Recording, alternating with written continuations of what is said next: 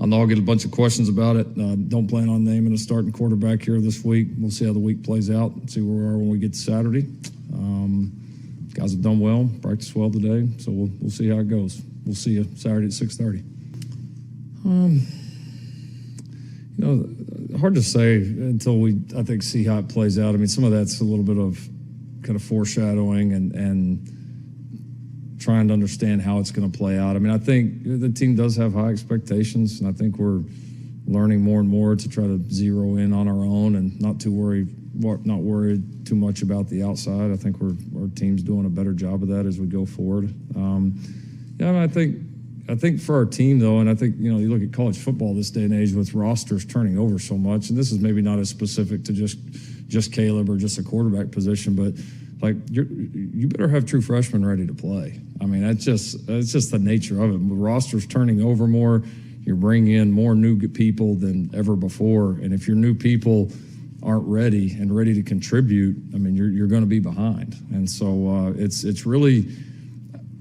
It's crazy how much different it feels because, I don't know, I guess when I first got started coaching, it felt like a true freshman coming in and playing well was like a bonus. It was like, man, that was great. We got contributions from a couple of these freshmen and we're developing these other guys behind the scenes already. And now it's like, man, like we need you to contribute. There's going to be opportunities to contribute. And so I think you've got to rely on those guys more and more. You got to get those guys more and more ready at all positions. And I'd say quarterback's no different there.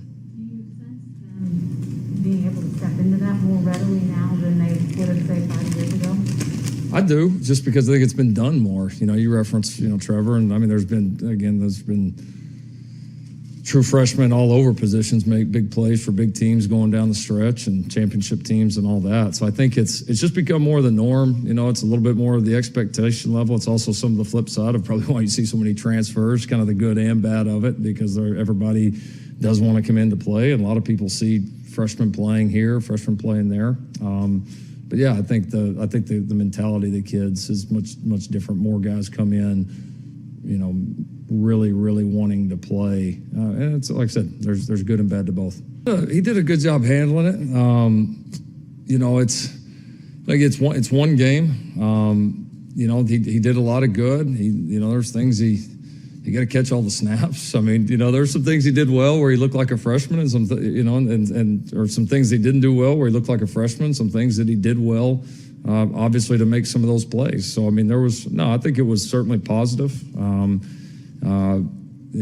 Always excited to see a guy with kind of their first real shot and how they go perform. And I think overall he handled it well, but he'll have a chance to get a lot better as he improves and as we go on.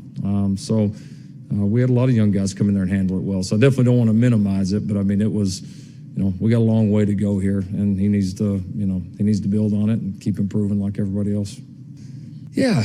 I mean, he, similar to the last answer, I would say, I mean, I think, mentally he was in a good place. I mean, there were still some young jitters in there. I mean, no doubt about it. I mean, maybe not obvious to somebody that's not coaching him, but there was still, there were still moments he looked like a freshman, and there were moments he handled it well. And for the majority, I would say for the most part, he did handle it well. So, and yeah, that's important. I mean, it's for young guys, especially at that position, to go in and play well in that game. It's and that atmosphere and all that. I think it does say a lot about guys, and because it's.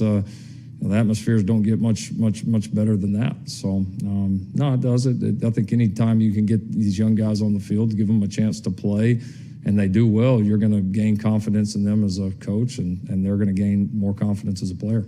How new is this whole thing to you, having to kind of go through what everybody's going through this week as far as possibly changing starters? Do you find yourself reaching out to people outside the program for advice, or?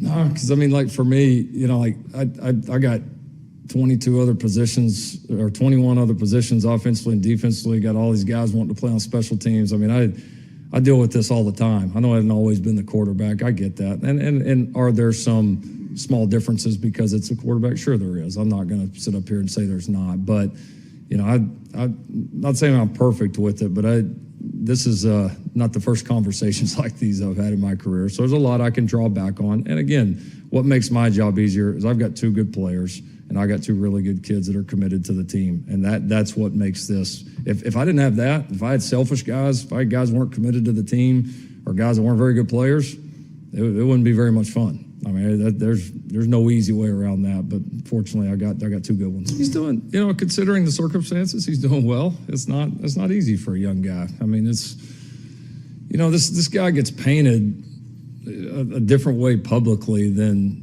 what he really is, and he's a great kid. He's worked his tail off here. He's been a really good player here. I have a ton of trust in him, and.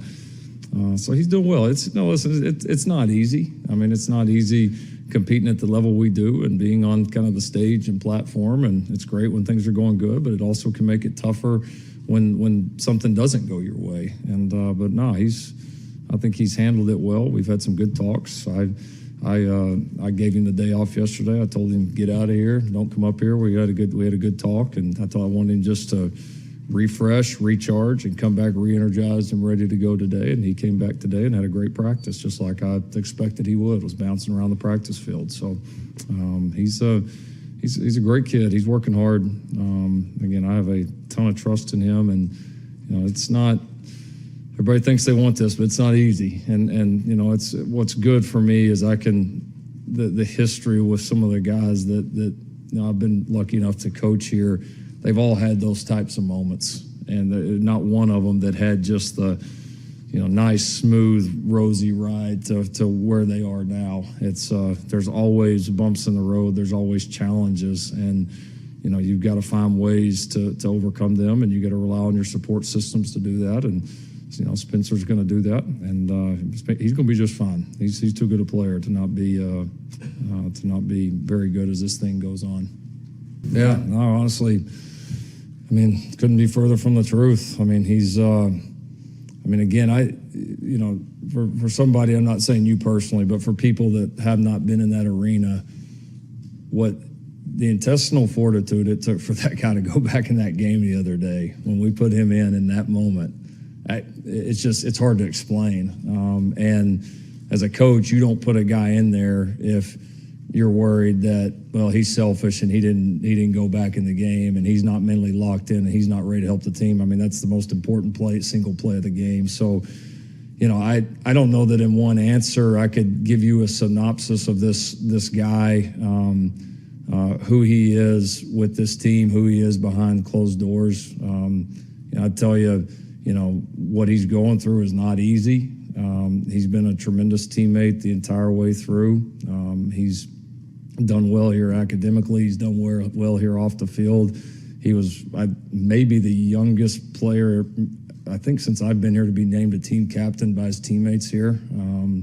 So, I mean, he got a pretty good resume, and he's not perfect. He's learning. He's growing. He's made mistakes. I mean, I think like all of us do at that age. But if this guy, if we've seen his worst, then he's going to be okay. I'll put it that much. He's a heck of a kid. He's a really good player. He got a lot of big days and bright days ahead of him. For more information, you can visit TulsaWorld.com.